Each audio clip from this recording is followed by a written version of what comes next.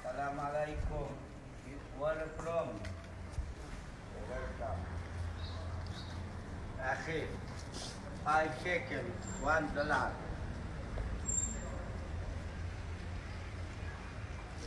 جی ناظرین اکرام، یہ جلیل القدر صحابی سلمان فارسی رضی اللہ تعالیٰ عنہ کا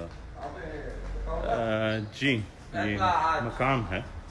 اچھا جی چلو. 5 shekels. 5 shekels.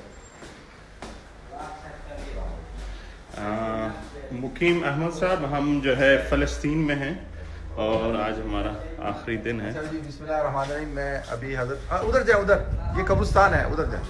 میں آ رہا ہوں سے یہ دعا پڑھنے کے لیے آیا ہوں. السلام علیکم یا حضرت.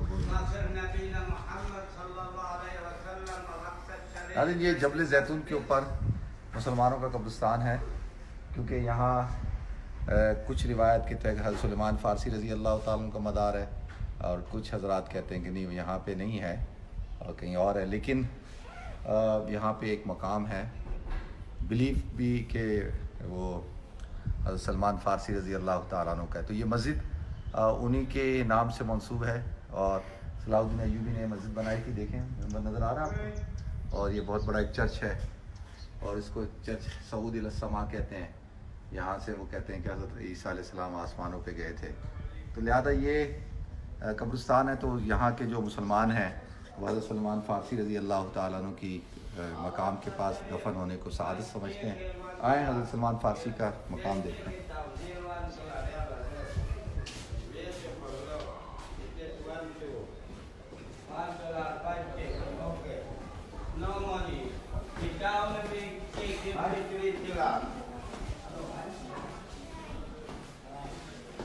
Al-Aqsa Sharif, Bait al-Maqdis, Masr al-Nabi Muhammad sallallahu alaihi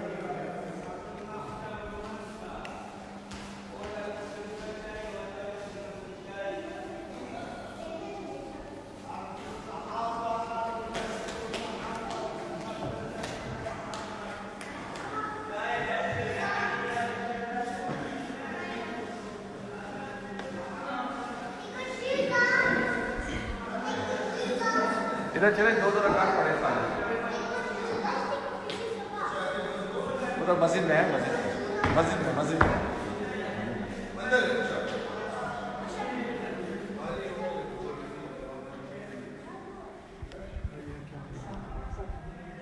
نماز پڑھیں. پہلے سب کو جمع کریں، سب کو کریں نماز پڑھیں. یاد رکھیں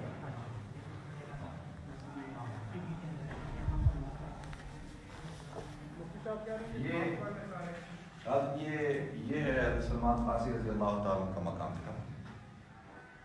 حضرت سلمان فارسی رضی اللہ تعالیٰ عنہ پرشیا میں پیدا ہوئے تھے، اور ان کا جو والد تھا آتش پرست تھا، اور ان کے والد جو تھے آتش پرست تھے. اور پھر ان کے بڑے واقعات ہیں کہ یہ ایک پریسٹ سے پادری کے پاس جایا کرتے تھے اور اس سے دین سیکھتے تھے. لیکن جب اس کا انتقال ہوا تو پتہ چلا وہ کرپٹ ہے، مال جمع کرتا تھا. پھر دوسرے کے پاس جانا شروع ہوئے. تو پھر اس نے بتایا کہ وہ بڑا اچھا آدمی تھا. اس نے بتایا کہ ایک نبی آئے گا، اس کی 3 نشانیاں ہوں گی. اور ایک تو یہ کہ وہ ایسے علاقے میں مبعوث ہوگا جہاں رہتا ہوگا جہاں پام ٹری ہوں گے. دوسرا وہ صدقہ قبول نہیں کریں گے. تیسرا ان کی قبر پہ مہر نبوت ہوگی، نشان ہوگا. تو حضرت سلمان فارسی رضی اللہ تعالیٰ عنہ کی تلاش میں ہوتے ہوتے آپ حضرات کو ساروں کا ہسٹری پتہ ہے کہ کس طرح سے مدینہ منورہ پہنچے. اور مدینہ منورہ کے اندر جو ہے حضرت سلمان فارسی رضی اللہ تعالیٰ عنہ جب پہنچے تو جب ان کو پام ٹری نظر آئے تو انہوں نے کہا کہ یہ وہی جگہ ہے جو اس نے مجھے نشانی بتائی تھی. اور دوسری نبی کریم صلی اللہ علیہ وسلم کی جب وہاں پہ ہجرت کر کے آپ آئے ہیں تو وہ کچھ صدقہ لے کے آیا اور حضور کو پیش کیا. تو حضور کو کہا کہ بھئی یہ، حضور نے پوچھا کیا ہے، کہا کہ یہ صدقہ ہے. تو حضور نے فرمایا ہم صدقہ قبول نہیں کرتے. تو دوسری نشانی پوری ہوگی. پھر کچھ تھوڑے عرصے بعد وہ کھجور لائے تو کہا یا رسول اللہ یہ صدقہ نہیں ہے بلکہ یہ ہدیہ ہے. تو حضور نے فرمایا کہ ہم ہدیہ قبول کرتے ہیں. اور تیسری جو ہے وہ اللہ کے رسول صلی اللہ علیہ وسلم نے چادر اوڑھی ہوئی تھی تو وہ اچک اچک کر حضور کو دیکھ رہے تھے. تو حضور سمجھ گئے کہ یہ کیا دیکھنا چاہتے. تو حضور نے اپنی کمر جو ہے وہ ننگی کی اپنی پشت جس پہ مہر نبوت تھی، تو حضرت سلمان فارسی نے اس کو چوما اور کہا یا رسول اللہ، یہ تینوں نشانیاں جو ہے وہ پوری ہو گئی۔ تو لہذا حضرت سلمان فارسی رضی اللہ تعالیٰ عنہ بڑے ہی جلیل القدر صحابی تھے۔ غزوہ خندق جو ہوئی ہے اس کے اندر جو خندق کھودی گئی وہ ان کے مشورے پہ کھودی گئی ہے۔ تو لہذا جب حضرت عمر رضی اللہ تعالیٰ عنہ آئے، ان کے ساتھ یہاں پہ آئے اور یہاں پہ رہے، اور یہ ان کا مقام بھی ہے، گھر بھی ہے، یہیں پہ رہتے تھے وہ، اور یہیں پہ ان کا انتقال ہوا۔ بعض روایت میں آتا ہے کہ جی دمشق کے اندر ان کی قبر ہے، بعض کہتے ہیں کہ مدینہ میں انتقال ہوا، باقی لیکن یہ ضرور ہے کہ وہ یہاں رہتے تھے اور یہاں پہ آئے تھے۔